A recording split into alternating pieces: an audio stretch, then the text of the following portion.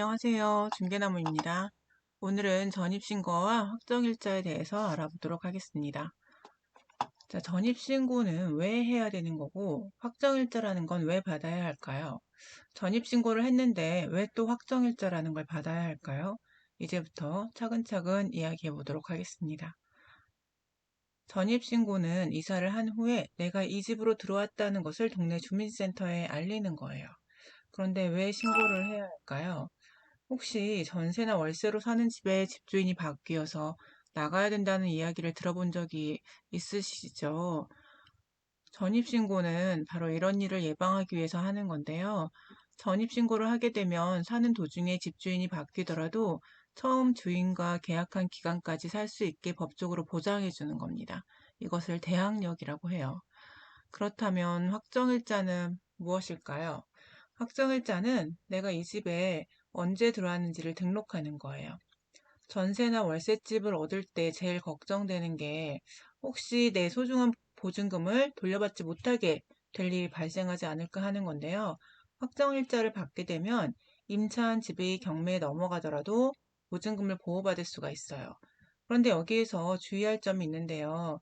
확정일자를 받았다고 해서 항상 보증금을 보호받을 수 있는 건 아니에요.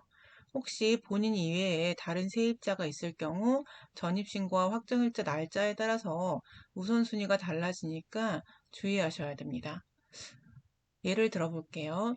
첫 번째로 다가구 주택에 전세로 들어갔는데 나보다 먼저 세를 들어오신 분이 계세요.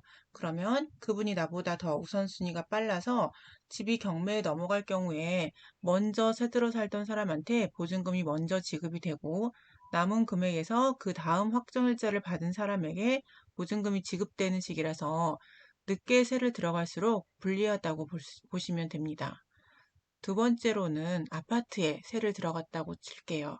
이때 집주인이 나랑 계약을 하기 전에 은행에서 대출을 받은 금액이 있고 등기사항 정보 증명서에 은행 채무에 관한 채권 최고액이 적혀 있으면 은행이 1순위가 되는 거고 내가 2순위가 되는 겁니다.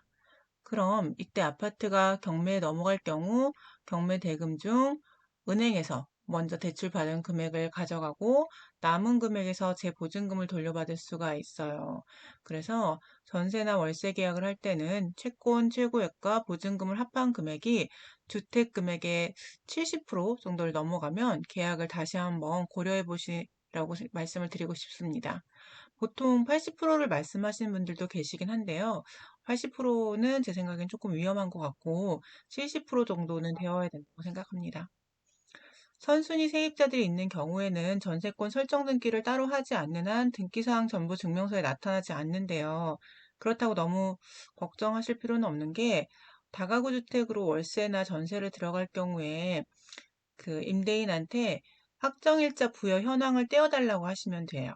전월세 계약 시에 이제 중개사무소에서 주는 서류 중에 확인 설명서라는 게 있는데 임대인이 확정일자 부여 현황 서류를 제공했는지 체크하는 곳이 있어서 중개사무소에서 임대인에게 요구를 한 뒤 계약 시에 세입자분께 보여주실 거예요.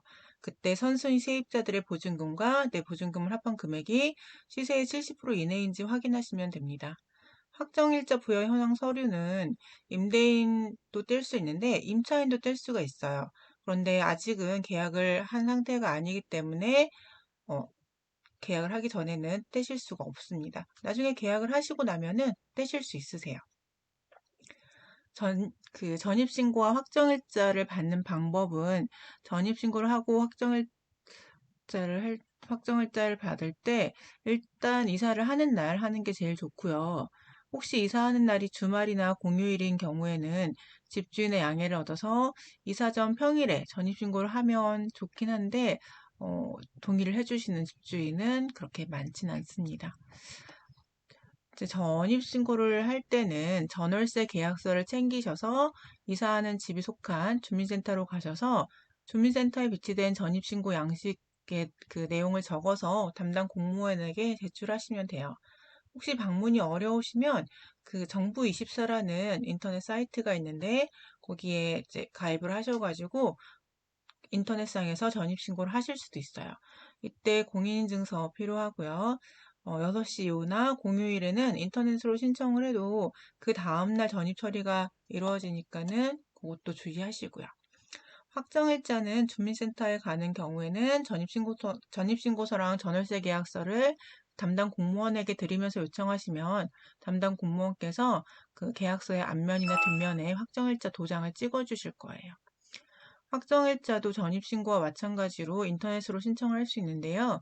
확정일자는 그 정부24가 아니라 인터넷 등기소라는 사이트가 있는데 거기 들어가셔서 하시면 됩니다. 확정일자 확인장부에 세입자의 도장이나 지장을 찍거나 사인을 하면 모든 절차가 완료돼요. 확정일자를 받은 계약서는 잘 보관하시면 되고, 이제 이때 만약에 나중에 계약을 갱신하게 되면 보증금을 올려서 갱신을 하는 경우가 있는데, 그때는 증액 부분에 대해서 다시 확정일자를 받으셔야 돼요. 그래야지만 그 증액된 부분에 대해서도 그 보호가 되거든요.